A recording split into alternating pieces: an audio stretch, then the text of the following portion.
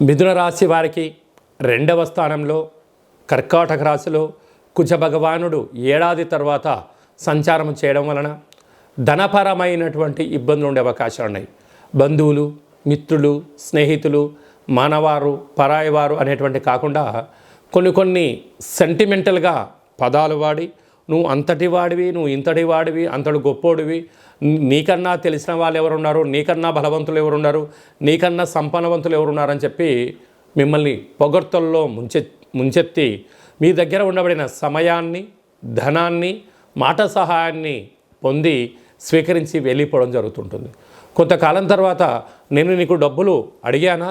నువ్వే గొప్పలు చెప్పుకోవడానికి నాకు ఇచ్చావు అన్న పరిస్థితి కూడా రావడం వలన వారి తెలివి ముందర మీరు తెలివి తక్కువ అవ్వడం, సమయాన్ని వృధా చేసుకోవడం, విందులు వినోదాల్లో పాల్గొనడం, ఆ ఖర్చులు మీరే పెట్టడం, వారికి మాట సహాయం చేస్తున్నానని చెప్పి మీరు భ్రమలో ఉండడం వలన మీ దగ్గర సమయం, ధనం అవడమే కాకుండా శత్రువులను మూటగట్టుకునే పని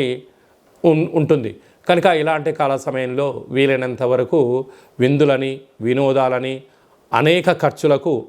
పెట్టకుండా ఉండేటువంటి ఉన్న దాంట్లో సర్దుకోపోగలిగితే రాబోయే కాలం అంతా కూడా మీకు సువర్ణ యుగం అని చెప్పి గమనించాలి.